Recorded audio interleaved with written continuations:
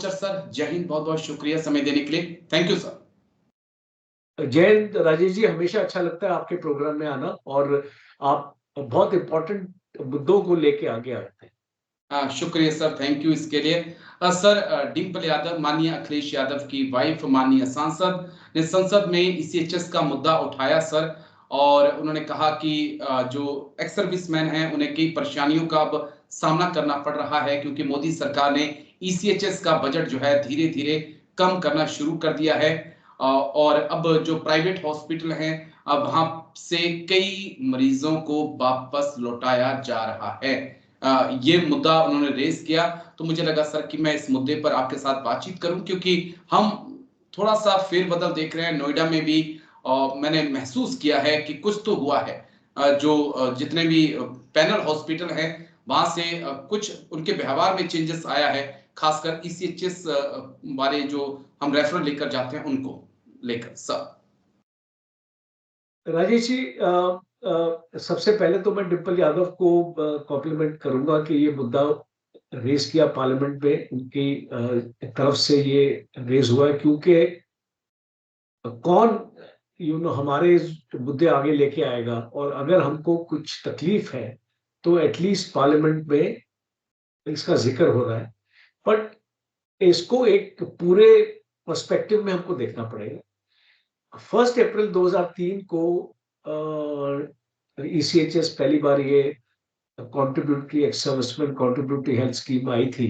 जी। आप जानते हैं कि सीजीएस की स्कीम तो बहुत पहले से चल रही है। सेंट्रल गवर्नमेंट की जो स्कीम है वो तो बहुत पहले से चल रही है। हमारी स्कीम अभी आई है, 2003 में आई थी। तो उस टाइम पे इसका बजट था 93 करोड़, और आज की डेट में इसका बजट है 9881 करोड़। तकरीबन 2700 एम्पैनल हॉस्पिटल्स हैं, 30 रीजनल सेंटर्स हैं, और 427 पॉलीक्लिनिक। ओके। अब हर एक साल अगर हम देखें तो इसमें पॉलीक्लिनिक्स ऐड हो रहे हैं, नए नए एरियाज को आइडेंटिफाई किया जा रहा है, बिकॉज एक्स सर्विसमैन आप जानते हैं हर एक साल बढ़ते रहते हैं। बिल्कुल सर। तो ये एक डायनेमिक फिगर है एक्स सर्विसमैन की, ये कोई एक स्टैटिक नहीं है कि भाई आप इसको फ्रीज कर देंगे। बिकॉज जैसे जैसे लोग रिटायर होते हैं आपके एक्स सर्विसमैन आपके बढ़ते जाएंगे। और ये स्कीम के जो बेनिफिशरीज हैं आज की डेट में, जब हम 2004 की बात करें तो 3.5 लाख थे। जी। आज की डेट में 59 लैक्स। ओके। तो 59 लैक्स इस स्कीम का आपकी यूटिलाइजेशन अपना ले रहे हैं। अब बट इस स्कीम में प्रॉब्लम्स है। ये बात, ये जो इसको बैकग्राउंड इसको मैंने बताया है कि फंड्स आपको एडिशनल आपको मिल रहे हैं, आपके पॉलिक्लिनिक बढ़ रहे हैं, आपके एम्पैनल हॉस्पिटल्स बढ़ रहे हैं। बट स्कीम में बेसिक प्रॉब्लम्स हैं, और कोशिश होती है कि जो एमडी होते हैं, मैनेजिंग डायरेक्टर होते हैं मेजर रैंक के, जी। वो इसको स्ट्रीमलाइन करने की कोशिश करते हैं, पर शायद ये कोशिश काफी नहीं। ओके।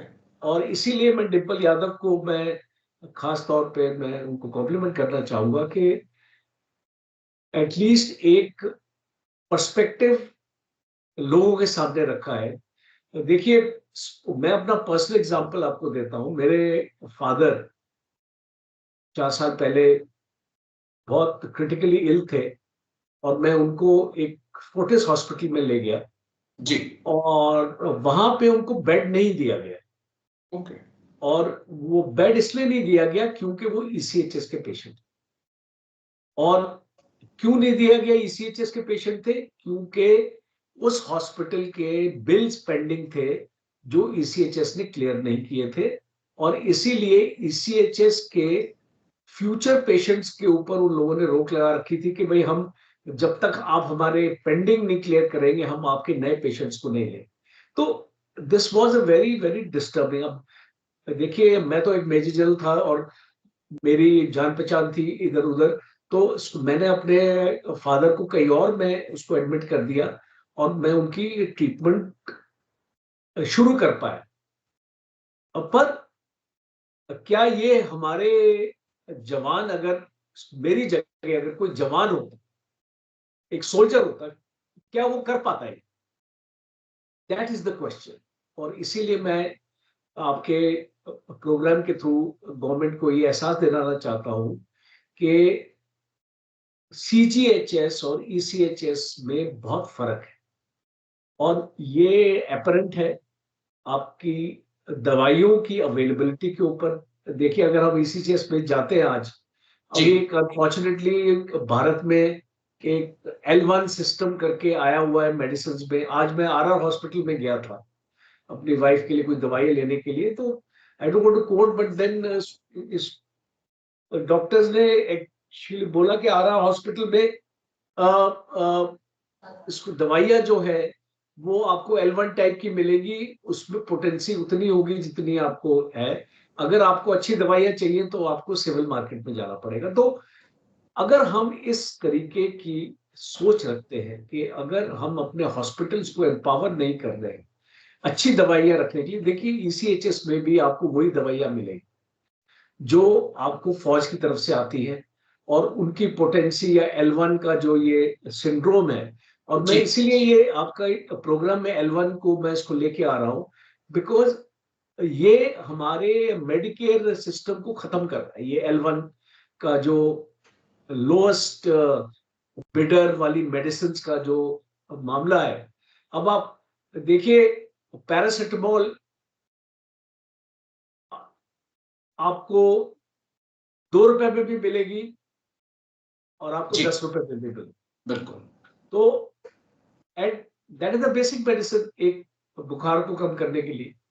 तो इसीलिए मैं ये इसको एम्फसाइज करना चाहता हूं कि ये जो ईसीएचएस है, इसको आपको एक बार de novo, you will have to carry out your assessment कि ये जो मेडिकल सिस्टम आपने बनाया है, क्या ये रीच आउट कर रहा है हमारे सोल्जर्स को?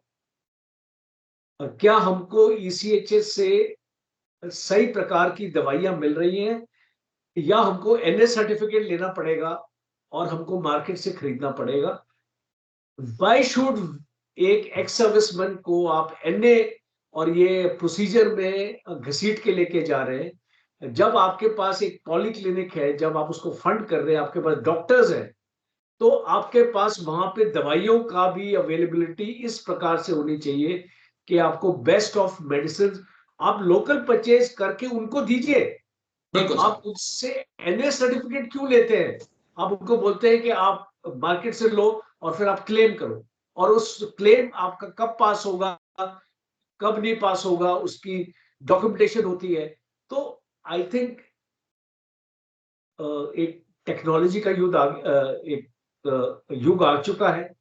आपके पास एप्स हैं। अनफॉर्चुनेटली ईसीएचएस का जो ऐप है वो एक बहुत ही ऑर्डिनरी ऐप। ओके आपको उसको ऐप को और इम्प्रूव अपना करना पड़ेगा, एक इंटरएक्टिव बनाना पड़ेगा, और दवाइयों का जो सिस्टम है इम्प्रूव करना पड़ेगा।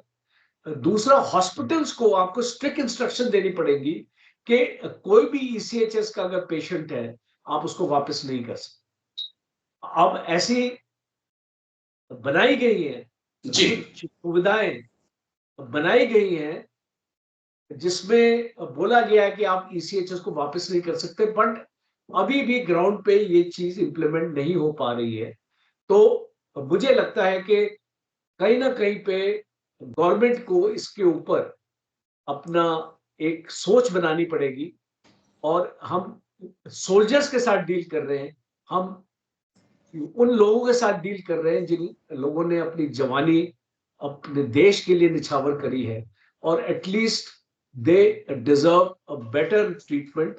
एंड अगर सीजीएचएस एक अच्छा ट्रीटमेंट, एक एक अच्छा उदाहरण आपके सामने रख सकता है, तो ईसीएचएस क्यों नहीं रख सकता है?